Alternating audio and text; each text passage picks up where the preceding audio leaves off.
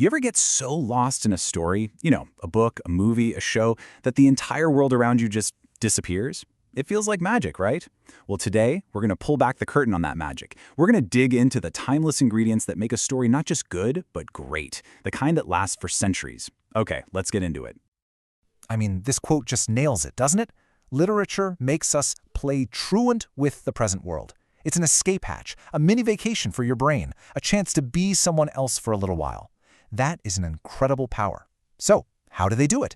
How do writers and creators build these worlds that sometimes feel even more real than our own? Well, here's the thing. While it absolutely feels like magic, it's not just random.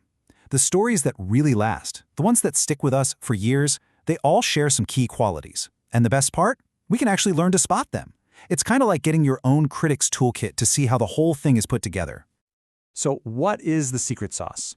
What allows a story like Beowulf, written, over 1,000 years ago, to still give us chills? What are those core ingredients that make one piece of art last, while literally thousands of others just fade away? Think of it this way. History is like a river.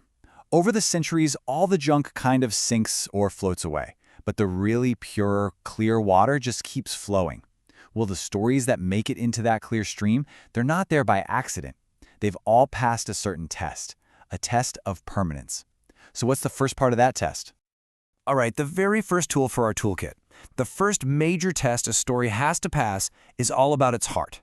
It's about whether the story connects with something deep down inside all of us, no matter who we are or when we lived.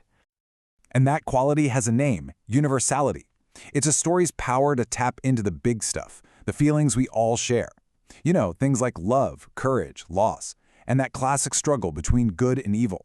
A story that has universality is speaking a language that everyone, everywhere, can understand. It's the story's beating heart. And check this out, you can see it in action right here. In Beowulf, our hero is fighting a literal flesh and blood monster. Okay, now fast forward a few centuries to Chaucer's Canterbury Tales. The characters there, they aren't fighting swamp creatures. They're dealing with jealousy, ambition, and corruption. The bad guys look different, but the core human struggle is exactly the same. It's us against the darkness, whether that darkness is a monster from a cave or a flaw inside ourselves. Okay, so a story needs a universal heart. Got it. But that's not the whole picture.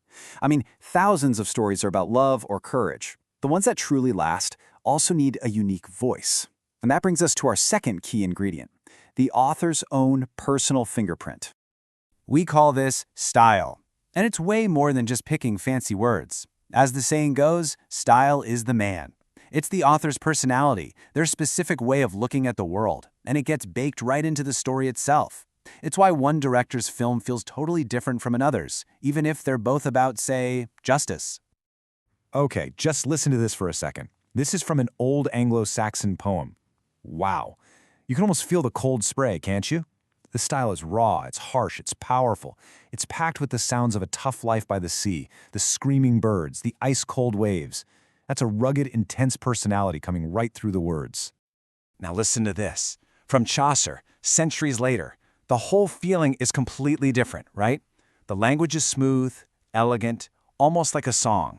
Where the first poet gave us the harsh cry of a seabird, Chaucer gives us blissful light. What you're hearing are two totally distinct styles, two different personalities, each tackling the human experience in their own unforgettable way. So there we have it, our two main tools. Universality, that's the heart of the story, and style, that's its unique voice. Now when we put those two together, we can really start to see why these classic stories have had such a massive, lasting impact on us. And we can see this pattern everywhere. Beowulf taps into our universal fear of the unknown, and it does it with that harsh, powerful style. Chaucer looks at the universal goofiness of human society, but with a style that's super witty and personal. Then you have someone like Milton, who takes on the biggest theme of all, good versus evil, and tells it with a grand, epic style that feels as big as the universe. So here it is, your very own critic's toolkit, boiled down to 2 simple steps.